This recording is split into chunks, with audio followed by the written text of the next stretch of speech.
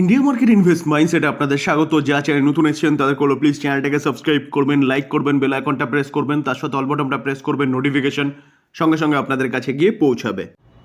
Nifty fifty, দেখুন Nifty ফিফটিকে দেখলে দেখাবে নিফটি কিন্তু আজকের দিনে 1.25% ডাউন সাইড মুভমেন্ট দেখাচ্ছে, যেখানে কালকে আমরা দেখেছিলাম অর্থাৎ গতকাল কত অনলি ফর 0.35% ডাউনে ছিল। তো আজকের দিনে হঠাৎ করে এতটা কেন পড়েছে? পড়ার পিছনে যদি কারণ বলেন, কারণ হচ্ছে সেই ডোনাল্ড ট্রাম্পের ট্যারিফ, যেখানে ডোনাল্ড ট্রাম্প 2রা এপ্রিল ট্যারিফের কথা জানিয়েছিল, যেখানে গতকাল সারা ওয়ার্ল্ড মার্কেটে কিন্তু একটা প্যানিক সৃষ্টি হয়েছে এবং ওয়ার্ল্ড মার্কেট ব্যাপকভাবে গিরাওয়াট দেখিয়েছে। খুদ ইউএসের মার্কেটও কিন্তু ব্যাপক পড়েছে। দেখলে দেখা যাবে, দেখুন ডাউ প্রায় 4% মতন কিন্তু ডাউনে এসেছিল, S&P 500 প্রায় 5% মতন, এবং ন্যাসড্যাককে দেখলে দেখা যাবে প্রায় 6% মতন লুটকেছে। তার পাশাপাশি আমরা যদি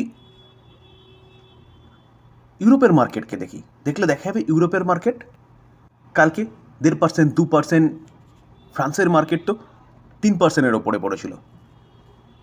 তো সেই জায়গায় দাঁড়িয়ে আজকে দেখলে দেখা যাবে ইউরোপের মার্কেট কিন্তু আজকেও নেগেটিভ।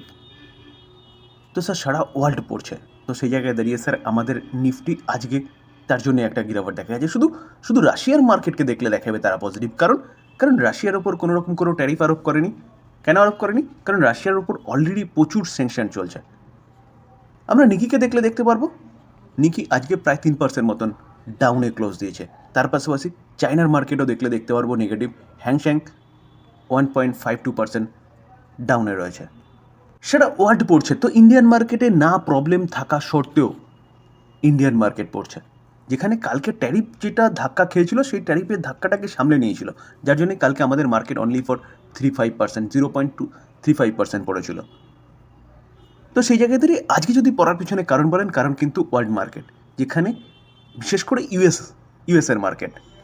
তো ডোনাল্ড ট্রাম্পের এই যে ট্যারিফ বাড়ানো বিভিন্ন দেশের ওপরে, ডোনাল্ড ট্রাম্পের যুক্তি কি? এখানে তাদের ইকোনমি স্ট্রং হবে এবং ডোনাল্ড ট্রাম্প বা ইউএস গভর্নমেন্টের কাছে ক্যাপিটাল বাড়বে। তো এই জায়গায় দাঁড়িয়ে স্যার বিভিন্ন মহল থেকে বা বিভিন্ন বলতে পারেন ব্রোকিং হাউস থেকে শোনা যাচ্ছে গিয়ে কি, যে রিসেশন আসতে পারে ইউএসের। কেন? এই ট্যারিফ ইম্পোজ করার জন্যে। কারণ ইনফ্লেশন বাড়বে, ইনফ্লেশন বাড়লে ইকোনমি স্লো ডাউন হবে, ইকোনমি স্লো ডাউন হলে জিডিপি পড়বে, আর জিডিপি পড়া মানে আস্তে আস্তে কিন্তু ইউএস রিসেশনে যাবে। তো দেখলে দেখা যাবে কিন্তু প্রায় প্রতি কটা নিউজ চ্যানেলে একই কথা বলছি, ইউএস রিসেশন লাইক ট্রাম্প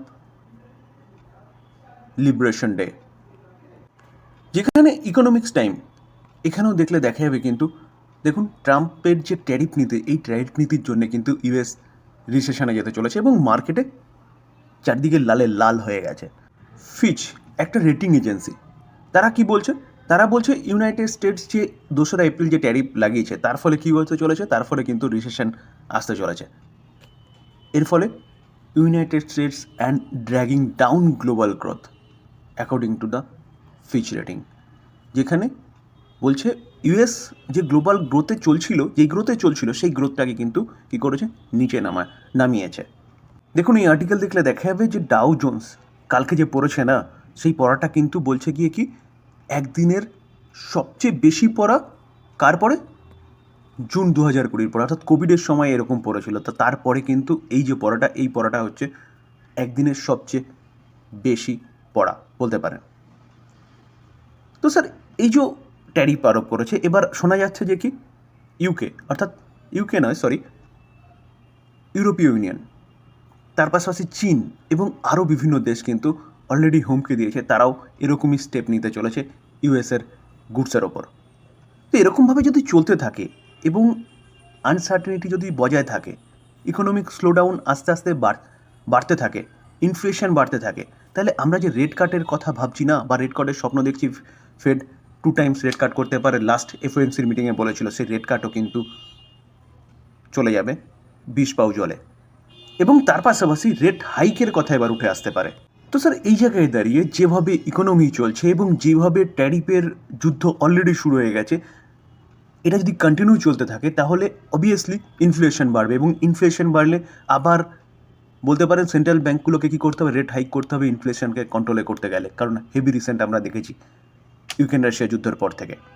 যে ইনফ্লেশন ইউএসএ 9% চলে গেছিলো, ইউরোপের ইনফ্লেশনও অনেক উপরে চলে গেছিলো। সেই ইনফ্লেশনকে কন্ট্রোল করার জন্য কিন্তু সেন্ট্রাল ব্যাঙ্কগুলোকে কন্টিনিউয়াসলি রেট হাইক করতে হয়েছিল।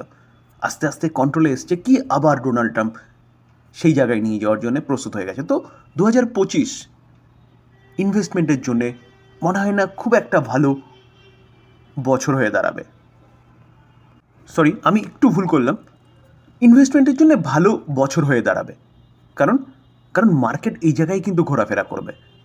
মার্কেটে ব্যাপক একটা রিটার্ন কিন্তু 2025-এ এক্সপেক্ট করলে ভুল হবে, কারণ যেরকমভাবে আনসার্টেনিটি মার্কেটে বজায় আছে। তো নিচে আছে মানে স্যার আপনাকে কিন্তু অপরচুনিটি খুঁজতে হবে, ভালো ভালো কোম্পানিগুলোকে নিচে আসলেই বাই করতে হবে, অর্থাৎ buy on dip strategy apply করতে হবে। স্যার ফার্মা ইন্ডেক্সকে দেখলে দেখা যাবে, দেখুন ফার্মা ইন্ডেক্স আজকের দিনে 4%-এর ওপরে একটা ডাউনসাইড মুভমেন্ট দেখা যায়, যেখানে কালকে অর্থাৎ গতকাল আমরা দেখেছিলাম ফার্মা কিন্তু ভালো আপসাইড মুভমেন্ট দেখিয়েছিল। কোন এক্সপেকটেশন থেকে? যেখানে রেসিপ্রোকাল ট্যারিফে থেকে কিন্তু ফার্মাকে রিলিফ দেওয়া হয়েছিল বলতে পারেন, তার জন্যে ফার্মা খুব ভালো মুভমেন্ট দেখিয়েছিল গতকাল। তো স্যার আজকে এতটা পড়লো কেন? তো ডোনাল্ড ট্রাম্প এখনই একরকম কথা বলবে, আবার কিছুক্ষণ পর কিন্তু পাল্টে আরেক রকম কথা বলবে। এটা হচ্ছে ডোনাল্ড ট্রাম্পের চরিত্রের বৈশিষ্ট্য। আমরা দেখেছিলাম মেক্সিকোর ওপর ট্যারিফ আরোপ করেছিল, আবার তুলে নিয়েছিল, কানাডার ওপর ট্যারিফ আরোপ করেছিল, আবার তুলে নিয়েছে। তো এই জায়গায় দাঁড়িয়ে তিনি বলছিলেন কি রেসিপ্রোকাল ট্যারিফ থেকে ফার্মাকে বাদ দেওয়া হয়েছে, কারণ ফার্মা স্বাভাবিকভাবেই যে কোনো ওষুধ, জীবনদায়ী ওষুধ বা যেগুলো বলতে পারেন যে ইউএসএ খুব কম তৈরি হয় জেনেটিক ওষুধ, তো সেই জেনেটিক ওষুধ কিন্তু আমাদের দেশ থেকে যেত। প্রায় বলতে পারেন 45 থেকে 50% জেনেটিক ওষুধ কিন্তু ইউএসএ যেত। তো সেই জেনেটিক ওষুধদের ওপর তারা শোনা যাচ্ছিল যে ট্যারিফ আরোপ করবে না, কিন্তু এখন ডোনাল্ড ট্রাম্প আবার পাল্টি মেরেছে, যেখানে তিনি কি বলছে যে ট্রাম্প ওয়ার্ন করেছে of Pharma sector tariff at level never seen before. মানে এরকম বলছে যে এত পরিমাণ ট্যারিফ লাগাবে যেটা আগে কেউ কোনোদিনও দেখেনি। ভাবতে পারছেন? সেস অ্যানাউন্সমেন্ট ক্যান বি এক্সপেক্টেড সুন। তো স্যার এই কারণে দেখলে দেখা যাবে ফার্মা আজকের দিনে এরকম ভয়ঙ্কর একটা গিরাবট দেখাচ্ছে। দেখুন ডক্টর রেড্ডিসকে দেখলে দেখা যাবে ডক্টর রেড্ডিস 4.5% মতন একটা ডাউনে রয়েছে আজকের দিনে। সান ফার্মাকে দেখলে দেখা যাবে, দেখুন সান ফার্মাও কিন্তু আজকের দিনে 3.5% মতন একটা ডাউন সাইড মুভমেন্ট দেখাচ্ছে। সিপলাকেও দেখলে দেখা যাবে সিপলাও 5.5% মতন একটা ডাউনে রয়েছে।